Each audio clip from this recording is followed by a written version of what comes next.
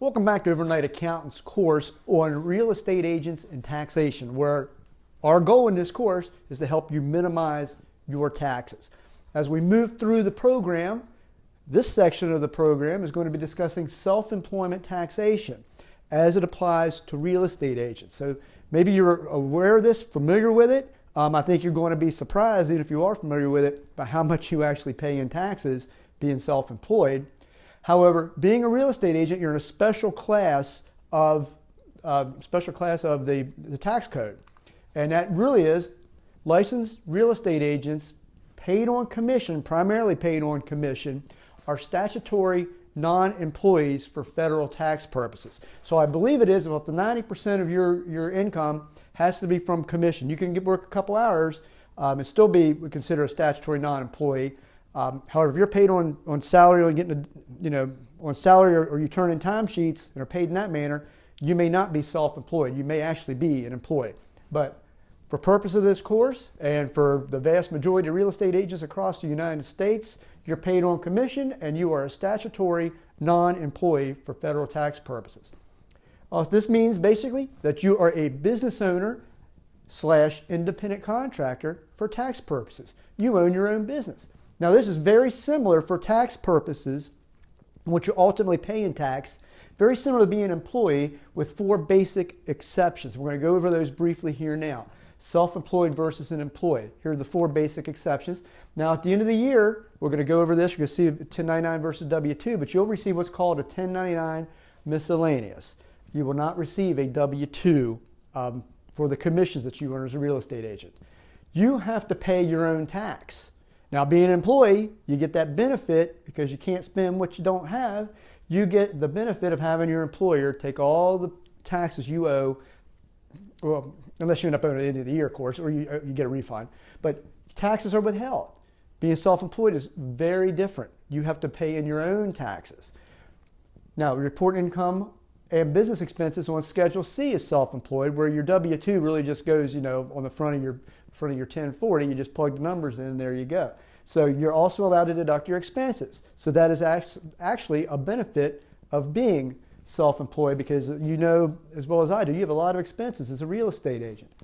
So you pay the employer's share of Social Security and Medicare. So when you're an employee, if you look at your W-2 or if you look at your pay stub, you'll see where you'll have some Social Security and Medicare coming out. What you may not realize, though, is that's only half of your Social Security and Medicare. Your employer actually has to pay the other half. Now that you're in the wonderful world of being self-employed, you have to pay both halves. We'll go over that here in a few minutes in more detail. But those are the 4 basic differences. So let's look at a W-2 versus a 1099. Here, as you may recall, if you've ever been an employee, chances are you have, you're going to get a W-2. This is what you get at the end of the year. Now you see the highlighted areas here. This is where you have your wages, Social Security wages, and Medicare wages, and then you have your withholdings from your share of the withholdings. Down here is generally your state, where you have your state income and the amount withheld. That's what you're going to receive what you would receive, and you may also be an employee of someone else right now. That's what a W-2 looks like, and you're probably used to receiving that.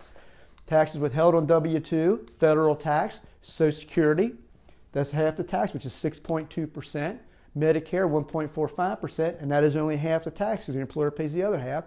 And your state income tax. The employer, as I just mentioned, pays the other half of Social Security and Medicare, and that's 7.65%. That's the primary difference between self-employed, between being an employee, is guess who's on the hook for this? You are. All right, here's what you're going to receive if you're a 1099. You may not know what to do this. If you're an independent contractor, your broker, if you make more than $600 in commissions, they are required to give you this at the end of the year. That's what's called a 1099 miscellaneous. The purpose of this form is to let you know, and more importantly to the IRS, to let them know that you had income last year. And you may see the box right here, if you can make it out on the screen. That's box 7, and that is what is called non-employee compensation. What that tells the IRS is not only did you have income that should be showing up on your tax return, but you had income that is non-employee compensation, which means that your return should also have what's called self-employment tax arriving on it. If they don't see that, you'll get a nice letter from the IRS. If that your IRS, your I mean your 1099, your 1040 does not match your 1099, you will be receiving a letter from the IRS, probably with a nice bill attached. But anyways, taxes withheld on a 1099, that's pretty simple. None. And that is almost always, and there are certain exceptions. If you want to learn about that, you can take our 1099 class. You're not going to have any withholdings on that 1099. Chances are. All right. So that brings up an important item. Paying your taxes, being self-employed, it requires two things. What are those two things? As you can see here, it requires budgeting, meaning that all that money that's coming in is not yours. A lot of folks make that mistake. And also on the flip side, it requires discipline. It requires discipline not to spend that money that's coming in that you're going to have to pay taxes with. A lot of realtors make that mistake. A lot of people in business make that mistake.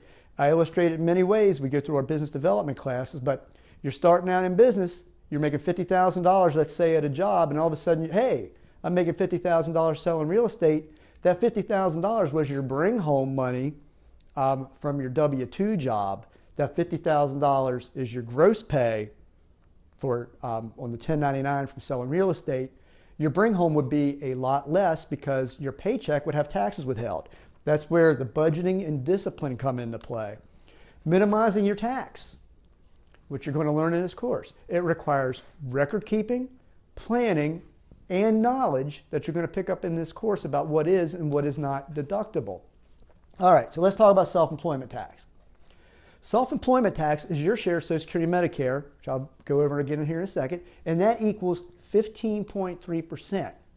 So if you remember being an employee, you got 6.2% being withheld. Now up to a certain threshold, we'll go over here in a second, but you got 6.2% being withheld from your paycheck. Multiply that by 2 because you're self-employed, you're paying both halves. That's 12.4%. Now, 2017, you may be watching this in a later year, but you know, if you're using tax software, you're a tax professional, it's really up to this year, 2017, when I'm filming this, $127,200 is kind of the limit on that. So it's 12.4% up to the $127,200. Now, Medicare is the other half of, so, well, it's the other end, it's not half, but it's the other part of your self-employment tax. And that is 1.45%, which would be withheld from your paycheck if you're an employee, but you got to multiply that by 2. So that ends up being 2.9%. Now, there's no limit on that. If you're a really high earner, you're also going to notice, unless they change the law as part of the Affordable Care Act, you probably won't, but I'm going to make you aware of that. There's also a surtax for really high earners where they add another 0.9% to that 2.9, making it 3.8. Good for you to know, right? All right, taxes self-employed folks pay. All right, you got 15.3%. That's great, right? Now you're looking at federal income tax. Now, let me go back on self-employment tax once. I just want to go over something here. Self-employment tax, once that gets on your return, there's nothing offsetting it. And what I mean by that is credits and other things won't offset that. There are no additional deductions from self-employment tax. Whereas, you know, your income, for your income tax, it goes, you can still deduct, you know, your itemized deductions. You can still reduce your income tax. However, self-employment tax, once it gets on there, there's really no way to reduce that 15.3%. All right, federal income tax. Most folks are going to be paying in the area of between 10 to 25%. And this can be very confusing. I'll go over here in a second. It's very hard to tell where you're exactly at because we have what's called a marginal tax rate, but it's going to be between 10 to 25% of federal tax you're going to pay. As I just mentioned, it's very difficult to estimate because it's a marginal rate, and you also may have some credits. We don't know what we call an effective rate is going to be, and we don't know what your deductions are going to be because it's based on taxable income. However, most folks, most middle-class folks, average folks, are going to be between 10 to 25%. As I said there, that's it for most. Now, you can compare tax tables. You compare, you know, your taxable income to income tax tables if you want to try to get those. And here's kind of where you're falling. If married, filing jointly, if you're single, it's going to be a little different. You can roughly cut these in half.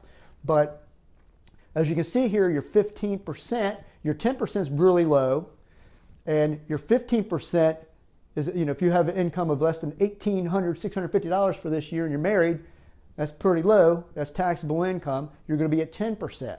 So most of you are actually going to be in the 15 to 25% there, earning between $18,000 to $75,900. I hope you can make that out. I think you can on the screen if you're looking at it. but you're going to pay this amount of tax plus 15%. So it's $1,865 plus 15% over the excess. So you can see it's really hard to gauge here what it is. Now, this is basically from $75,900 up to $153,100, as you can see here. You're 25%. So most of you guys are going to fall. If you're just starting out, you may be in the 10%. If you're just starting in business for yourself, you don't have a lot of income, other income. But once you start making money, you're going to be between 15 to 25%. I just wanted to illustrate that. You can find these tax tables all over the internet. We may actually put this up for you so you have it, but this is just one merely filing jointly. You're also going to be paying state income tax. So if your state has income tax, many states don't have an income tax, but chances are, if you're in a state that has income tax, guess what? You're going to owe it. So, and this varies greatly, but generally we're doing a roundabout. We usually figure about 5%. Some of you guys may have local tax too. So, usually for state tax, because this is available in all 50 states, we usually estimate if your state has income tax, we usually use that for a ballpark or a benchmark, about 5%. So what kind of taxes are you facing? Telling you all that's really to get you to this point where we have a taxality check, if you want to call it that, reality check. All right, get your self-employment tax, 15.3%. Then you got your federal income tax, between 10 to 25%, probably between 15 to 25% for most of you guys. But then you got your state tax, 5%. So what do we add that up to? That basically means every dollar you have coming in from your profit, from your real estate business, is going to be taxed between 30.3% and 45.3%. That's a lot of tax.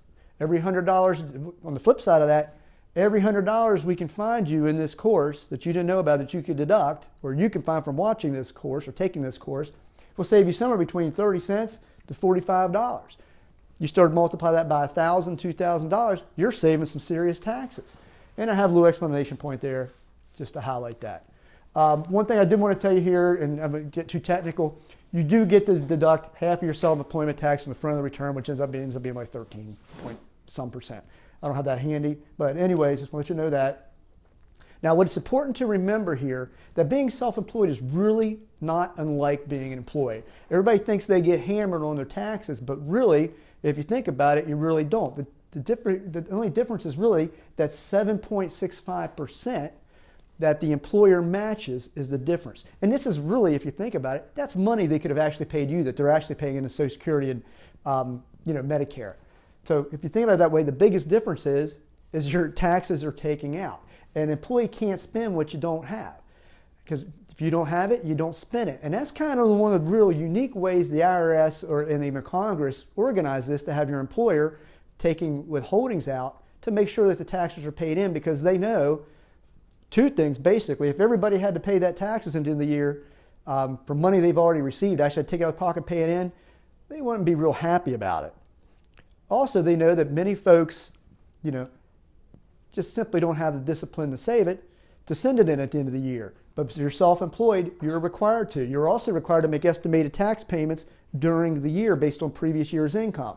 We're not going to be covering that in this course. However, if you're using software, you want to make sure that you're paying your estimated taxes in based on what your previous year's income was to avoid penalties. I'm glad I threw that in there. Now, if employee, there's no planning required. That's kind of what's leading here. But self-employed folks do. And here's the self-employed tax challenge here. Taxes, if you look at your return, once you start making profit from your real estate business, taxes are going to be your largest expense. And I have expense there in quotes because you really can't deduct that expense. But it will be your largest outlay of cash. For many of you, almost 50 cents on the dollar that you can bring home to pay your personal bills is going to be your largest expense. So every $100 in business deductions that you can find and record during the year, don't lose them because you didn't do proper record keeping, it's going to save you between $30 to $45 in tax savings. And we're looking for legitimate deductions. And what you see here, now if you hear stuff, that's why hopefully you're taking this course to find out what you can deduct and what you can't, or to help you understand that along with your tax professional, or as you're preparing your return on your software. What I find for many times working for real estate agents or working with real estate agents over the past 2 decades or so is you'll find folks that they think they can deduct everything in the world and they really can't. So if you hear something that sounds too good to be true, it probably is. There's a basic rule in tax with certain exceptions, but as you're looking for deductions, you have to spend money to save money, unless you're qualifying for some type of credit or something like that. Few exceptions to that rule, but generally, if it sounds too good to be true, like many things in life, it probably is. All right, self-employed folks, just so you know, this is part of the challenge, they're audited at a much higher rate than, say, someone that just has an employee. That's because you're on the honor system, and you're telling the IRS when you sign that tax return under penalty of perjury, you're telling them that, hey, I'm entitled to all these deductions. However, study after study has shown that generally, if you put it a different way, one of the largest reasons for unpaid tax in the United States is self-employed small business owners, for several reasons, but one is because they underreport their income, they overreport their expenses, and the IRS knows that. It's very tempting when you're doing that return, so make sure you're only taking legitimate deductions. Major audit risk for real estate agents are the expenses on Schedule C. That is primarily because your income is being reported on 1099, it should be, by your broker to the IRS, so they know your income already. Chances are you're not going to have a lot of side ventures. You could, and you're supposed to report that income too, but the major audit risk for you is deducting things you couldn't deduct on Schedule C. And the way audits usually work, this really isn't a class on auditing, but they'll look at your return and compare that return. Hopefully, maybe if I could find a sample, we'll give you a sample basically based on income and percentages that are like the average for a tax return. If you're taking deductions on that tax returns that really aren't in line with your profession, that's where the audits kick in, because the computer will kick your return out because of that light item. If it's way out of whack with what they think it should be based on your industry, there's where you start getting the letters and the notices to justify your expenses. Now, your goal is to reduce taxes, as I've said several times, with legitimate deductions. That's our goal with this course. As we close here, I believe we're about to close. I want to give you a warning on what is called the earned income credit. Many folks, particularly if you are a single parent with kids starting in the business, chances are if you have a job and you're in that income level that is somewhere less than the $30,000 range, from your W-2 income, and primarily it works for married couples too, but it really hits single parents big. You may be getting an earned income credit each year that it could be upwards of $5,000. You're used to getting that money back, right? But once you start making money, big refunds up to around $30,000 or so, and the earned income credit starts going away very quickly up to that point. Once you're self-employed and you start making over $30,000, as self-employment tax starts kicking in, plus your income tax, that earned income credit starts going down. So one year, say you make $28,000 from real estate, you might be getting $4,000 or $5,000 back because you got the earned income credit. The next year you make $38,000, $39,000, you owe a ton of taxes. I just want to make sure you're aware of that.